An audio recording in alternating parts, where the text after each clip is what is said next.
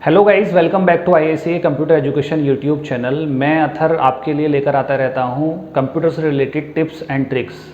और आज हम बात करेंगे लिब्रे ऑफिस राइटर के एडिट मेन्यू के बारे में। अगर आप लोग हमारे चैनल पर नए हैं तो मैं आपको बताता चलूं कि हम लोगों ने लिब्रे ऑफिस की एक ऐसी सीरीज़ स्टार्ट की है जिसमें ना सिर्फ उसके फीचर्स बल्कि वो सारे क्वेश्चंस भी हम क्लियर कराते चलेंगे जो जनरली एग्ज़ाम्स में पूछे जाते हैं।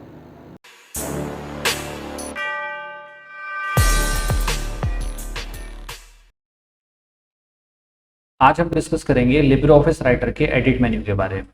इससे पहले कि एडिट मेन्यू के मैं सारे फीचर्स आपको क्लियर कराऊं, देखिए अभी तक हमने पिछली 2 वीडियो दी हैं लिब्रे ऑफिस राइटर से रिलेटेड, जिसमें फर्स्ट वीडियो में हमने लिब्रे ऑफिस राइटर का इंट्रोडक्शन और सेकंड वीडियो में फाइल मेन्यू से रिलेटेड सारे फीचर्स आपको क्लियर कराए हैं।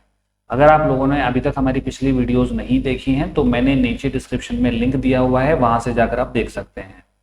तो अब हम बढ़ते हैं एडिट मेन्यू की तरफ। देखिए एडिट मेन्यू के सारे फीचर्स क्लियर करने के लिए हमने यहाँ कुछ पैराग्राफ टाइप किए हुए हैं। यहाँ फर्स्ट पैराग्राफ को हम सिलेक्ट करते हैं और यहाँ से जाकर इस पर कलर लगा देते हैं रेड। इसी तरह सेकंड पैराग्राफ को सिलेक्ट करेंगे और यहाँ भी कोई कलर लगा देंगे, इसमें हमने कलर ले लिया ग्रीन। तो अभी तक हमने 2 स्टेप में काम किया, यानी फर्स्ट स्टेप हमारी ये थी कि हमने कलर रेड लगाया और सेकेंड स्टेप ये है कि यहाँ पर हमने कलर ग्रीन लगा लिया है। अब हम ये चाहते हैं कि जो ये फॉर्मेटिंग है वो हम इस थर्ड पैराग्राफ पे लगा लें। तो देखिए वैसे तो हम यहाँ से जाकर डायरेक्ट कलर लगा सकते हैं, लेकिन एडिट में एक फीचर दिया हुआ है रिपीट, जिसकी शॉर्टकट की होती है Ctrl+Shift+Y। शॉर्टकट की का भी हम यूज कर सकते हैं या डायरेक्ट इस पर अगर हम क्लिक करेंगे तो आप देखेंगे जो रिसेंटली फॉर्मेटिंग यहाँ लगी हुई थी वो यहाँ पर रिपीट हो जाएगी। ठीक है, तो ये फीचर इसलिए दिया हुआ था यहाँ पर। ऐसे ही अगर हम यहाँ ऊपर आते हैं तो यहाँ देखेंगे आपको अंडू फीचर दिया हुआ है। अंडू मीन्स होता है अगर आप एक स्टेप पीछे जाना चाहते हैं, यानी आपने 3 स्टेप में ये काम किया है, अगर आप इस पर से कलर हटाना चाहते हैं तो यहाँ से एडिट से अंडू करेंगे, आप देखेंगे यहाँ से कलर फॉर्मेटिंग हट चुकी है। इसी तरह दोबारा अगर आप अंडू करते हैं तो इस पर से भी फॉर्मेटिंग चली जाएगी, और ऐसी अगर आप तीसरी बार अंडू करते हैं तो ये फॉर्मेटिंग भी यहाँ से चली जाएगी, या इसकी जगह हम शॉर्टकट की यूज कर सकते हैं Ctrl+Z। तो आप देखेंगे ये फॉर्मेटिंग यहाँ से जा चुकी है। ऐसी अगर एक एक करके इनको वापस लाना है फॉर्मेटिंग्स को, तो उसके लिए हमारा यहाँ पर टूल दिया हुआ है रीडू। रीडू की शॉर्टकट की होती है Ctrl+Y। यहाँ से अगर हम रीडू करेंगे आप देखेंगे यहाँ कलर रेड फिर से आ गया है। दोबारा अगर हम रीडू करते हैं फिर से ये कलर ग्रीन आ गया है। और कीबोर्ड से शॉर्टकट यूज कर सकते हैं हम Ctrl+Y, आप देखेंगे इस पर भी ये कलर वापस आ चुका है। नेक्स्ट पॉइंट की तरफ बढ़ते हैं। देखिए नेक्स्ट पॉइंट इसमें दिया हुआ है कट। कट मीन्स होता है अगर आप किसी पैराग्राफ को कट करके यानी मूव कराकर नीचे ले जाना चाहते हैं दूसरी जगह। देखिए मैं क्या करता हूँ, यहाँ इस पैराग्राफ को सिलेक्ट कर लेता हूँ, यहाँ से एडिट से जाने के बाद इसको हम कट करेंगे। कट करते ही वो पैराग्राफ वहाँ से मूव हो जाएगा और इसको नीचे लाने के बाद में यहाँ हम इसको पेस्ट करा देंगे, तो वहाँ से वो मूव होकर नीचे आ चुका है। तो आपने देखा। इसी तरह से नेक्स्ट पॉइंट है इसके अंदर कॉपी। अगर हम यहाँ से कॉपी करना चाहते हैं, कॉपी मीन्स होता है कि ये पैराग्राफ यहाँ तो रहेगा ही, लेकिन इसकी एज इट इज कॉपी आप नीचे लेना चाहते हो, तो आप यहाँ कॉपी पर जाएंगे और नीचे आने के बाद में लास्ट में यहाँ आप इसको पेस्ट करा देंगे। तो ये इस तरह से आपका पेस्ट हो जाएगा। वैसे हम शॉर्टकट की का भी यूज कर सकते हैं। देखिए मैं यहाँ पर इसको Ctrl+C से कॉपी कराऊंगा और नीचे लाने के बाद यहाँ पर इसको मैं पेस्ट कर दूंगा Ctrl+V से, तो ये यहाँ पर पैराग्राफ पेस्ट हो चुका है। ठीक है, इसी तरह अगर कट पेस्ट करना चाहें हम तो Ctrl+X कमांड है। Ctrl+X यूज करने से देखिए यहाँ से कट हो चुका है और इसको सबसे लास्ट में लाकर मैंने इसको पेस्ट करा दिया, तो ये यहाँ पर पेस्ट हो जाएगा। ठीक है, तो ये चीज समझ में आ गई आपके। नेक्स्ट पॉइंट की तरफ बढ़ते हैं। देखिए यहाँ आपको दिया हुआ है पेस्ट स्पेशल। पेस्ट स्पेशल की शॉर्टकट की होती है यहाँ पर पेस्ट। अगर आप अनफॉर्मेटेड टेक्स्ट में करना चाहते हैं तो देखिए यहाँ शॉर्टकट की है Ctrl+Alt+Shift+V, आप इसका यूज करेंगे। और पेस्ट स्पेशल के लिए नीचे शॉर्टकट की दी हुई है Ctrl+Shift+V।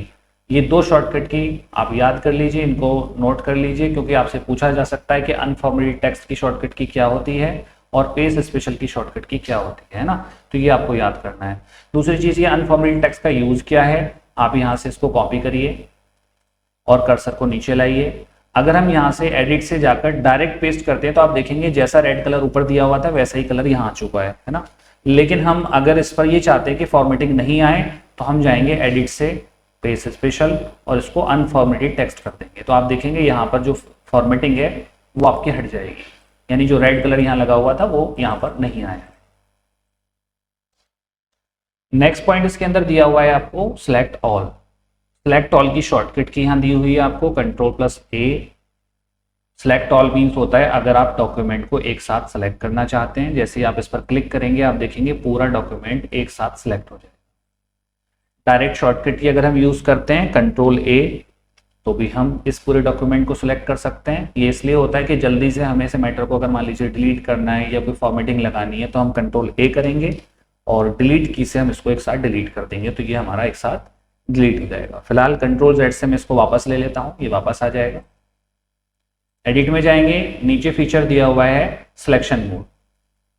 सिलेक्शन मोड में देखिए दो पॉइंट आपको दे रखे हैं यहाँ पर, एक है स्टैंडर्ड और एक आपका है ब्लॉक एरिया। फिलहाल अभी जो एक्टिव है वो स्टैंडर्ड है क्योंकि यहाँ देखिए पॉइंट लगा हुआ है। अगर हम इसको ब्लॉक एरिया कर देते हैं, ब्लॉक एरिया की शॉर्टकट की यहाँ दे रखी है Alt+Shift+F8, इसको आप नोट कर लीजिए क्योंकि CCC के एग्जाम में इस तरह की शॉर्टकट की पूछ ली जाती है। इस पर देखिए हम क्लिक करते हैं ब्लॉक एरिया पर, तो ब्लॉक एरिया का मतलब होता है कि अगर आप इसको सिलेक्ट करते हैं तो देखिए सिर्फ इतना पोर्शन ही आपका सिलेक्ट हो गया है। नॉर्मल वे में हम इस तरह से नहीं कर सकते। अगर हम इतने एरिया पे देखिए यहाँ से कलर लगाना चाहते हैं तो अब हम लगा सकते हैं क्योंकि हमने वहां से ब्लॉक एरिया सेलेक्ट कर रखा है। लेकिन अगर हम ब्लॉक एरिया को वहां से हटा दें और इसको स्टैंडर्ड कर दें तो आप देखिए जब मैं इतने एरिया को सिलेक्ट करूंगा और नीचे की तरफ को जाऊंगा तो वो पूरी लाइन को लास्ट तक सिलेक्ट करता है। तो स्टैंडर्ड करने पर क्या करेंगे, हम एक साथ देखेंगे पूरा हमारा पैराग्राफ यहाँ लास्ट तक सिलेक्ट हो जाएगा। और अगर हम ब्लॉक एरिया को लेना चाहते हैं, मतलब कुछ एक एरिया को सिलेक्ट करना चाहते हैं, तो इस तरह से हमें वहां से ब्लॉक एरिया करना पड़ेगा। या उसकी शॉर्टकट की मैंने आपको बताई थी, ब्लॉक एरिया की शॉर्टकट की है Alt+Shift+F8 यूज करके। डायरेक्ट में दिखाता हूँ आपको, Alt+Shift और F8 यूज करने के बाद ब्लॉक एरिया आपका सिलेक्ट हो गया है। अब अगर हम इतने एरिया को सिलेक्ट करना चाहें तो देखिए इतने एरिया को सिलेक्ट करके और उस पर कोई भी फॉर्मेटिंग लगा सकते हैं।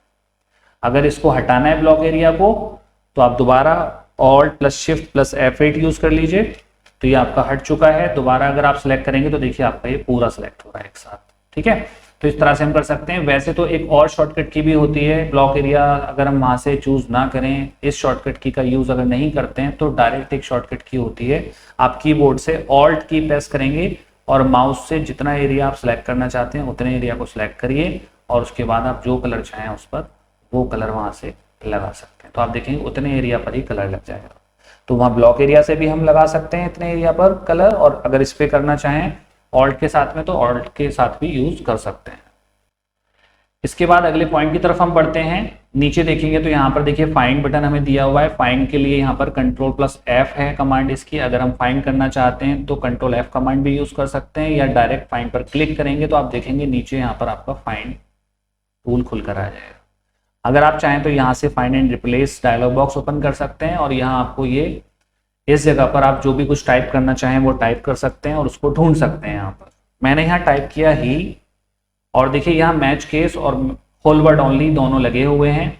अगर हम यहाँ से फाइंड ऑल करते हैं तो आप देखेंगे यहाँ पर वो एक मैच केस का मतलब होता है कि जैसा ही हमने यहाँ लिख रखा है स्मॉल लेटर में वैसे ही को सर्च करेगा। जबकि देखिए ही यहाँ पर भी है ऊपर, लेकिन उसने इस वाले ही को सर्च नहीं किया। क्यों? क्योंकि हमने वहाँ मैच केस लगा रखा है। अगर मैं मैच केस को हटा दूं और उसके बाद दोबारा से फाइंड ऑल करता हूं तो आप देखिए यहाँ भी ही सर्च कर रहा है वो, जहाँ कैपिटल लेटर में H लिखा हुआ है वहां भी उसको वो सर्च कर रहा है।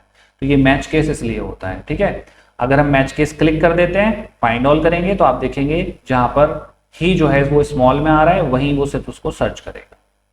अगर हम यहाँ से होल वर्ड ओनली को हटा दें और उसके बाद फाइंड ऑल करें तो आप देखेंगे, देखिए जो यहाँ पर दा लिखा हुआ है उस दा के अंदर बीच में H और E आ रहा है तो वो उसको भी सर्च कर रहा है। देखिए यहाँ दा लिखा हुआ है उसके अंदर H और E आ रहा है, उसको भी सर्च कर रहा है वो।